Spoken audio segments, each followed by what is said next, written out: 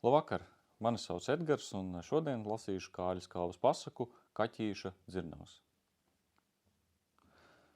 Sirmsvecis skailā kažokā iznāca no piesarmojušā dārza un skatījās atpakaļ caur ābelēm, pie kurām pār vakara sārtrumu drebēja viegli ledus spīdulīši, kā tās bālās pelnu plēnis pār kvēlojošām oglēm.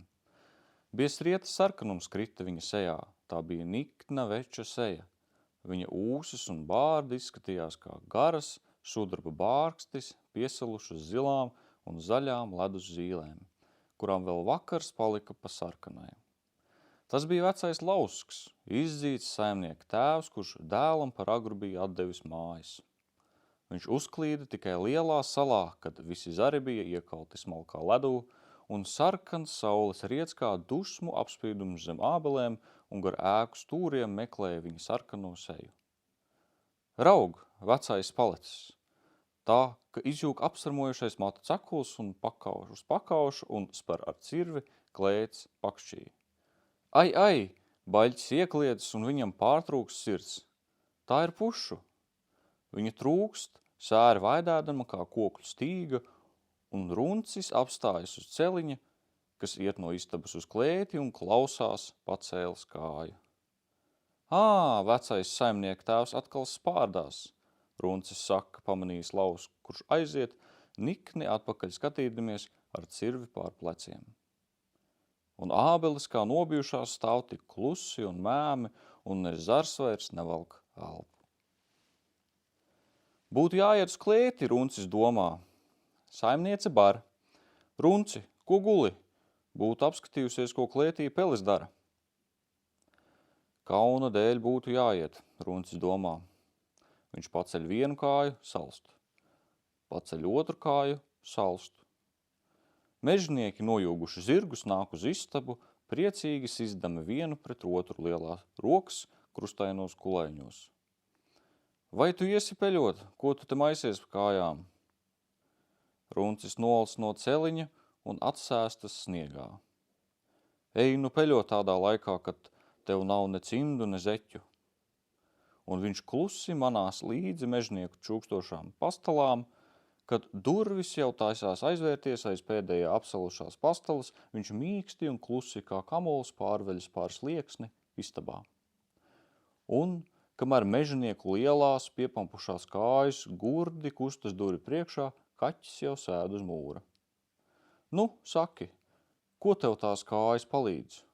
Sārts salsgrauds, kurš rudenī bija palicis pāri no gaļas salīšanas un gulēja uz mūra nekustināts jau no pirmā sniega, teica. Cik ilgi bija, ka izskrēja ārā un nu jau atkal bāz man sāns klāt. Redzi, kā es iztieku ar galvu vien, jo es esmu zemes sāls. Un kas kait lupatām aizkrāsnē, lupats teica, kurš žāvējās uz šņors. Pa dienu nostrādājies un, kad nobersts galds un trauki, sildies aizkrāsnē līdz rītam. Nedod Dievs, ja tev aptina ap kāju kādas klaidonis un vazā pa pasauli apkārt tādā laikā. Ziemas mīl piemiegt acis, balta teikāna lodiņā sīts un pūta tvaik caur nāsīm. Piemiegt acis un sapņot. Es redzu zemi, kur tējas koks zied un zilus karaļa svārkus, kuros lokās zelta pūķi. Es redzu, ka viņus planda vasaras vējš, karalis iet caur dārzu uz savu albastra lapeni. Tur viņu gaida 12 dāmu, 12 zeltenu tējas rožu līkām, sapņos norēbušām acīm. Viņi dzer tēju no mazām porcelāna tasēm, uz kurām uzgleznos mazas dāmas ar līkām zeltbrūnām acīm, kuras redz tikai teikas. Tad karalis atsauc savu stāstītāju un liek viņam stāstīt stāstus par pūķiem un varoņiem, un kad pūķis ar 12 galvām iedzenis varoni līdz krūtīm zemē, tad 12 dāma noliec 12 tumšu galviņu uz šaurām dzeltenām rociņām un tvīkst un dreb, kamēr varonis nav nocirts pūķim 12 galvas. Es varētu stāstīt daudz pasaku, bet tas viss ir no Ķīnas, runcis. Stāsti tagad tu. Runcis uzmet kupri, nogūlās uz savām noslušajām pēdiņām aiz aizvēra acis un domāja. Runcīt, runcīt, stāsti pasaku, mazais ģiģis teica, noliec svaidziņu pie runča drabošā pakauša. Un, kad ģiģis tam bija nosēdies līdzās uz mūra, kaķis iesāk. Reiz vecos laikos, kad tie labie gadi bija, vienam kaķītim bija dzirnavas. Viņas gāja dienu un nakti, murrā, murrā, mur. Tur bija riekstu gaņģi un mandeļu gaņģi. Tas bija vecos labos laikos, kad tie labie gadi bija. Apenīši gar dzirnavu sienu bija viegli aputējuši ar miltu putekļiem. Viņu stīgas mūžīgi drebēja no dzirnu rūkšanas. Pie lodziņa ar vecu zaļu rūti raudzījās rūķi vai nebrauc mālēji. Pats Meldris baltā kažokā staigāja un skatīja maisus, riekstu maisus un mandeļu maisus. Pie vakariem visos logos mirdzēja zelta ugunis. Dzirnas dūca, ūdens stabulēja un kaķīša meitiņas dancoja ar jauniem kaimiņiem. Viņām bija garas zelta acis un viņu nagi bija labi apslēpti rozā pēdiņās. Visjautrāk tur gāja Ziemassvētkos. Tad baltās dzirnavās stāvēja zaļa eglīte ar zelta riekstiem un mirdzošām svecītēm, un rūķis sēdēja kaktā pie novāktiem miltu maisiem, klusi turēja savā sarupējušās rokās baltas, māla pīpes, kratīja galvas un teica, jā, tā ir lieta. Un kad skuiņa sprakstēdama aizdegās un zils pūkains dūmu bubulis viegli pacēlās un aizlidoja gaisā, iznēsādams vieglu smaržu kā atmiņu no vasaras, tad viņi klusi slacīja acis, jo tie bija labi vīriņi, un viss viņiem viegli ķērās pie sirds. Bet tad tie laiki aizgāja. Kaķīšu meitām sāka braukt precinieki, un viņš tām gribēja dot lielu pūru. Viņš ieķīlāja dzirnavas melnajam runcim, kurš bija ļoti bagāts un sargāja velna naudas lādi vecās pils pagrabā. Un kad viņš bija izdevis visas savas meitas, tad no dzirnavām viņam bija palicis pāri tikai baltais Meldera kažoks. Atnāca melnais runcis ar parādu rakstu un ieķīlāja riekstu gaņģi un mandeļu gaņģi, bet kaķītis nevarēja samaksāt parādu un melnais runcis paņēma dzirnavas. Naktī viņš pārnāca no pils pagraba ar visu savu naudas lādi, kur acis bolīdami nesa sveši vēlni. Tik smaga viņa bija. Labie vīriņi rūķi lielās bailēs aizbēga pie vecām peļu un sermuliņu alām, pamestami uz trepēm savus koka tupeles. Bet dzirnavās naktī bija dzīres. Vēlni dejoja ar raganām un rītā apenīši ap lodziņu bija nokārušies un apsviluši. Raganas prom laizdamās bija aizdedzinājušas viņus ar savu karsto elpu. Nemīlīgas nu izskatījās dzirnavas. Ūdens rūca dobi un tumši zem abiem tiltiem, un visi godīgi ļaudis brauca ap viņām ar līkumu. Kaķītis pārgulēja to nakti siena kaudzē. No rīta nomazgājis muti, viņš domāja, kur iet? Vai tad es esmu bez radiem? Viņš izslēja kupri. Ir akmens rūgdams, griežas pulkā, kad straume viņu nes, iešu pie radiem, un kaķītis gāja uz muižu. Tur viņam bija znots pagraba meistars. Pa lodziņu, kurš bija aizaudzis kuplām dažu lapām, kaķītis nolaidās pagrabā. Kas tur bija piena un krējuma? Pats pagraba meistars staigāja baltā skotelē un pāraudzīja ķērnes. Arī meita bija skoteles priekšā, un viņi palīdzēja darbā. Kur pagraba meistars laida ķepa, tur šī savu sarkano mēlīti. Viņiem bija daudz darba un viņiem gāja labi. Bet viņi bija tik laimīgi, ka tiem neviena cita nevajadzēja. Meita uzņēma kaķīti kā viesi, viņa padeva tam krējumu un dažu lapas, sēdēja klāt, skubināja, lai ēdot un prasīja, kā ejot pa māju. Un kad viņš pastāstīja, ka dzirnavas paņēmis melnais runcis, viņa nobirtināja pāri asaru par laimīgo mītni ap kuru kā zaļi apinīši tinās viņas bērnības atmiņas, bet pagraba meistars palika domīgs un teica: viņš gan būtu varējis ko iekrāt vecuma dienām. Kur viņš nu tagad iešot? Uz šiem, lai necerot, viņam esot jādomā par bērniem. Meistara kundze nosarka un aizklāja seju ar priekšautu. Viņi jau negribot laist ubagus pasaulē, un tad bija klusums, un kaķītis brīnījās, kā viņi tik ātri izrunājušies. Viņiem vairāk nebija ko teikt, un kaķītis saprata, ka viņam jāiet. Viņš teica, ka gribot vēl apmeklēt citus radus. Nu šiem esot vaļā, nu varot izstaigāties. Jā, un laiks arī esot labs, un ciemu varot izstaigāt baltām kājām, pagrabmeistars piezīmēja. Viņi abi kļuva priecīgi un sirsnīgi, izvadīja veco kaķīti pa pagrabu lodziņu, un, kad tas aiziedams atskatījās atpakaļ, tad viņš vēl redzēja starp zaļām daļu lapām viņu baltos laimīgos purnus. Jā, ceļš bija sauss un tīrs kā balināts audeklis, pienenes staroja ceļmalās kā saulītes, bet kājas gan kaķītim ejot bija ļoti smagas. Kur lai iet? Viņš pacēlis kāju, apstājās uz laipas pie muižas Laidara un domāja. Te lopi nāca no ganiem mājās.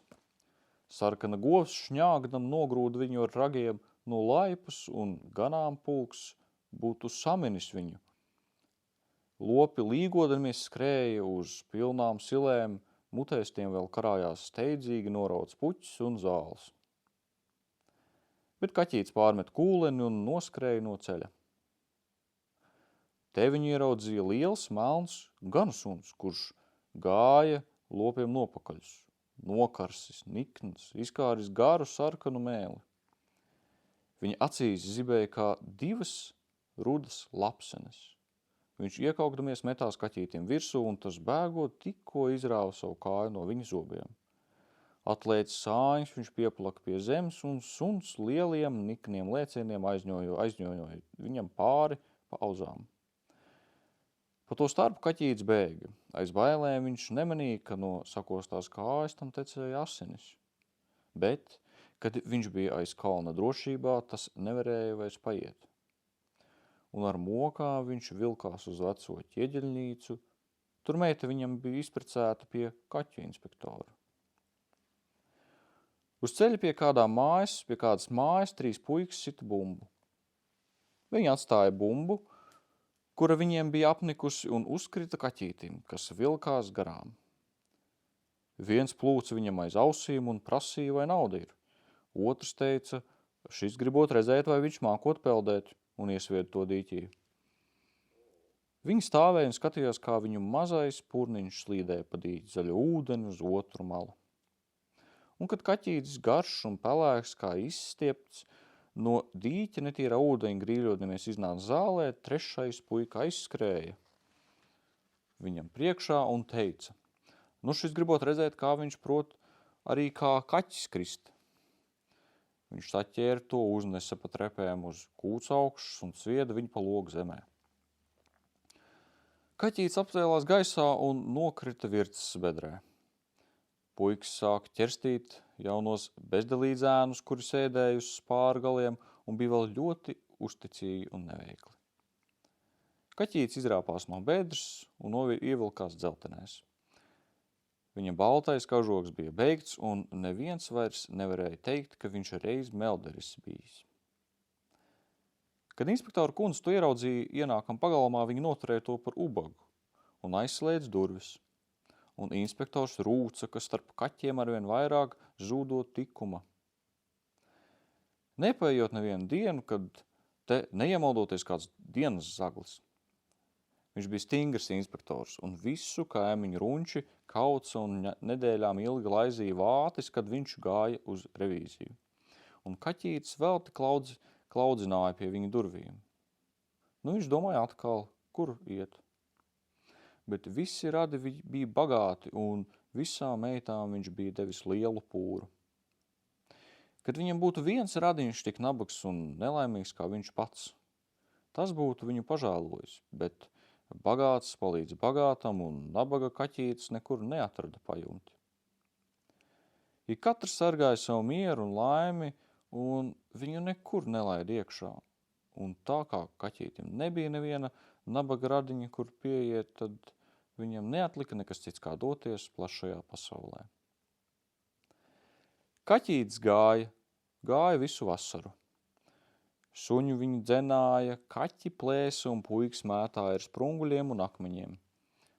Rudenī, kad veļi kā izkautušas linu saujas staigāja gar bālām laukumlām, kaķītis izskatījās kā iznācis no tumšās veļu sētas, kur dod ēst tikai smilšu karašs. Viņš gāja no viena ciema uz otru un bija priecīgs, ja kādu durvju priekšā naktī, kad suns iespiedis purnu starp kājām, gulēja pavārtē, viņam laimējās atrast maizes garozu vai kartupeļu mizu. Tā viņš bija izgājis pusi ķēniņu valsts. Kad pārsala upes un ezeri aiz mežiem gulēja sirmi ziemas mākoņi, viņš ieraudzīja zem mākoņiem zilus torņus. Tur bija ķēniņa pilsēta. Vakarā kaķītis iegāja pilsētā, kalnā aiz sirmiem kokiem stāvēja ķēniņa pils. Logos nedega uguns, un apsarmojuši koki, kā balti miroņi, klusi spoguļojās lielās, tumšās rūtīs. Vienā logā tikai kvēloja sarkana pavarda uguns. Kaķītis nosēdās zem viņas un uz ķēķa trepēm apsildīt kājas. Ei, kas tur par ciemiņu? Pie durvīm izliecās sirmu vecīšu galva baltā cepurītē. Tas bija pils pavārs. Skaties, kaķis! Nu nāc iekšā, vecīts aicināja. Vecais runcis vakarnat nosmaka pelnos, un mums kaķi vajag. Tas nekas, ka tu tāds nomocīts esi, gan atkopsies. Te jau nebūs te jādzīvo savā maizē. Pavārs drošināja, ka kaķītis bailīgi mīņājās uz vietas, žēl skatīdamies viņam acīs. Kā nu tāds nabaga kaķītis drīkstēja iet ķēniņa pilī? Viņam jau nebija ne drēbju, ne tā goda, bet tā bija pavāra darīšana, un ķēniņš nesūtīja kaķītim pretī ne drēbju, ne sulaiņu. Pavārs saņēma viņu klēpī un ienesa kukņā. Nu, kaķītim bija laime. Gluži negaidot, viņš bija ticis lielā godā.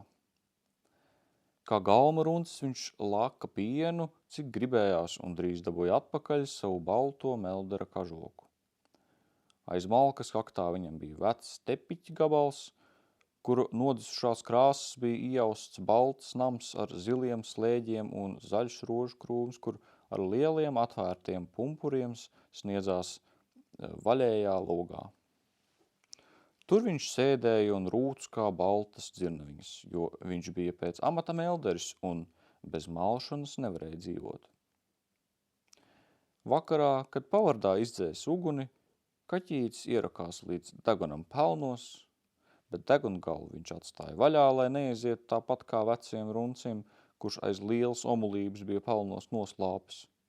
Pievēra vienu aci, pievēra otru aci un skatījās lielās zvaigznēs, kuras pār sirmām koku galotnēm drebēja zilā logā.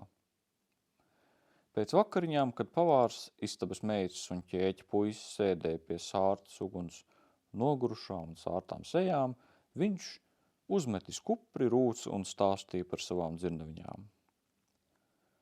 Mazā princese Ilzīte, kurai bija vēsi pilks augstās, krēslainās istabās, klusiņām zagās iekšā ķēķī, nosēdās uz zemā soliņa, glaudīja kaķieti un klausījās.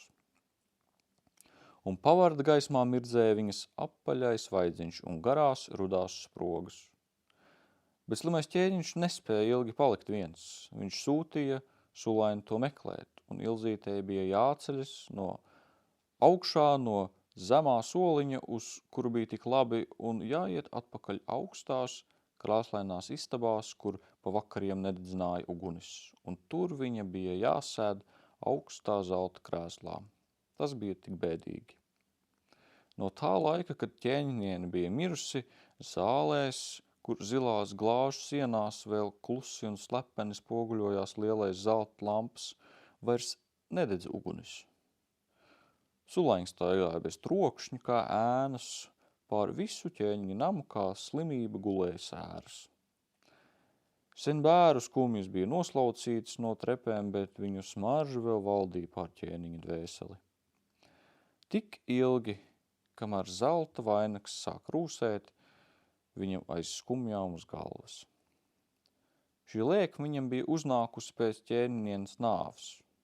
Viņš to jau bija aizmirsis un sēroja par visu, ko cilvēki, lopi un zvēri cieta pasaulē.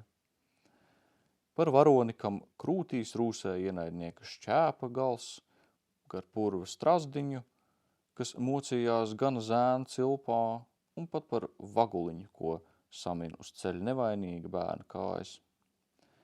Tas bija pavisam savāds ķēniņš. Visas sāpes, kas pasaulē gadījās, kā bultas atrada viņa sirdi. Viņš sēdēja salīts savā krēslā, ar rokām sažņaudis krūtis. Gan veikli galma dakteri deva viņam padomu akalt sirdi ar zelta stīpām, tad viņa nedarbēšot tik viegli pretim katrai nopūtai, bet ķēniņš neklausīja. Viņam bija mīļas nelaimīgo nopūtas, kas maldījās caur laikiem un tālēm. Viņš sildīja tās pie savas sirds kā nosalušas bērnus, kuri spiedās klāt pie viņa krūtīm ar sastingušām rociņām. Vai galma ļaudis tādai sirdī deva vaļu? Viņš jau bija izdāvājis pusi ķēniņa valsts visādiem bēguļiem, un vai nelaime tāpēc bija mazinājusies? Visapkārt tāpat krājās nopūtas, kā smagas rases lāses pie miglām nolīkušiem zariem, un neviens vējš nevarēja viņas nopurināt. Lai labāk valsts labumi paliek mums pašiem, galma ļaudis sprieda. Pasauli jau nevar piepildīt. Un tie rūpīgi sargāja nelaimīgo ķēniņu no dzīves. Dienu viņš pavadīja aiz nolaistiem priekškariem, nakti bālā zvaigžņu krēslā. Ik vakarus ministrs ziņoja, ka viss kārtībā un neviena ļauna skaņa neaizskāra ķēniņa ausi, bet viņa slimība nebija dziedināma. Kad dzīve atkāpās no viņa, tas sēroja par to, kas sen bijis, par to, ko stāstīja vecas kronikas. Par likteņiem, kuru nebija atstājuši atmiņas ne tik, kā aizmirsts zieds pamets maršas vecā grāmatā, kuri nebija atstājuši vairāk zīmes kā viļņu smiltīs, kas nodzēš viens otru pēdus. Un lielā grāmata, ko ķēniņš vakarā turēja uz ceļiem un lasīja drabošās sveces gaismā, vai tā bija viņam grāmata tāpat kā citas? Tā bija nosūbējusi kapu kalns, kur bija aprakti skumji likteņi. Tā bija tumšs mešs, kur naktī raudāja miroņu kauli. Tā bija sēru druva, kur katra vārpa nesa savu sēru, graudu dieva lielajiem apcirkņiem.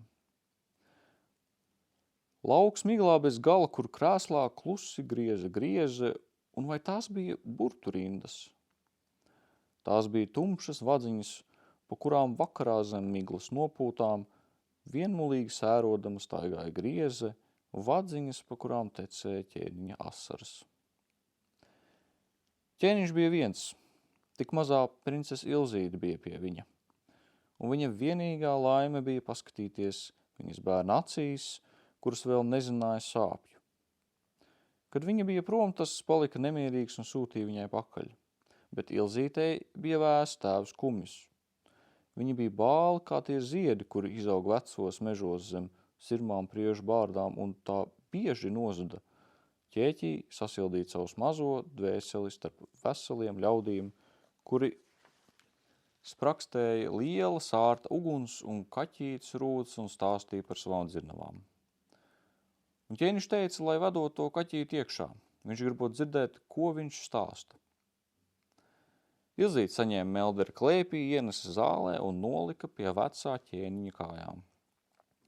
Viņš paskatījās acis piemiegdams slimā ķēniņā, nogulās uz ķepiņām un sāka stāstīt, kā viņam bijušas dzirnavas, kā melnais runas tās atņēmis, kā meitas aizraidījušas viņu un kā puikas mocījuši. Un visu to viņš pieminēja bez dusmām, bez naida un sāpēm. Ķēniņš klausījās viņā un brīnījās, Kā tik viegli var sāpes pieminēt, un asaras klusi kāpa viņam acīs kā silts, zilgants ziemesprieks, kurš paceļas no balti nosniguša dārza un mīksti spiež pieri. Jā, viņš vēl nebija zinājis, ka sāpes var tik viegli lidot un dūkt kā baltas sniega pārslas, kuras atstāja tālu apakšā izmocītās zemes dubļus. Sāpes viņam bija bijušas rūkts un padarījušas dzīvi tumšu un rūktu, nodzāšas zālēs zelta lampas un sauli debesīs. Sāpēm bija tik dzeloņi un ik viens dzeloņs atrada viņa sirdi, bet nu viņam bija viegli, balti ziedu spārni. Un viņš varēja raudāt un smaidīt, kas smaida sniegs pār dubļos nogrimušu zemi. Kad kaķītis bija beidzis savu stāstu, ķēniņš paņēma viņu uz ceļiem un prasīja: Saki, ko lai es daru melniem runcim? Ej, ķēniņ, es nepieminu ļaunu, kaķītis atbildēja. Un ko lai es daru tavām nepateicīgajām meitām? Dari viņām tikai labu. Kad es kā ubaks aizgāju pasaulē, tad jau bija sāpju diezgan. Kāpēc vairot sāpes? Lai vairojas labais prieks. Tev taisnība, kaķīt, ķēniņš domīgi teica. Reiz es gribēju pakārt laupītāju, bet tas sāpēja viņa mātei. Un mātes bēdas sāpēja viņa māsai, un meitas sāpes sāpēja viņas dārzam. Puķes novīta un ābeles nobirdināja negatavus augļus, jo meitas ziedā aiz bēdām aizmirs viņas apliet. Tad es piedevu laupītājam, tāpēc, ka negribēju vairot sāpes pasaulē. Un ko lai es daru tiem puikām, kas tevi tik nežēlīgi mocīja, ķēniņš prasīja? Ej, ķēniņ, es nepieminu ļaunu. Šie mazie ļaudis ir tik zinkārīgi. Viņi vēl nezin, kā sāp. Viņi grib redzēt sāpes un priecājas, kad kaķis mokās. Gan dzīvi ievainos viņu jaunās dvēseles, un tie zinās, kā sāp. Tad mēs vēl paliksim labi draugi. Tad ķēniņš piecēlās no krēsla un lika aizdegt savas zelta lampas, un tās viena pakaļ otrai atspīdēja zaļos sienas poguļos, un viena pakaļ otrai meta gaišas liesmu lapas sejā un acīs ķēniņam un mazai princesei Ilzītei, kad tie, kā no klusa viļņa pacelti, izgāja caur pils istabām, kuras aizdegās tūkstošās prieka ugunīs. Bet zinas tev tomēr jādabū atpakaļ. Melders, tu esi un esi cita labāka amata tev nevar izdomāt. Ķēniņš teica uz kaķīti. Un tā notika. Kaķītis dabūja atpakaļ savas dzirneviņas, vēlni aizrāva melno runci ar visām naudas lādi purvā, jo dzīve dzirnavās viņiem palika nedroša, un kaķītis atkal stāvēja savās dzirnavās baltā kažokā. Un gāja atkal vaļā riekstu gaņģi un mandeļu gaņģi, mur. Bet ķēniņš bija izārstēts un pilī sākās jauna dzīve.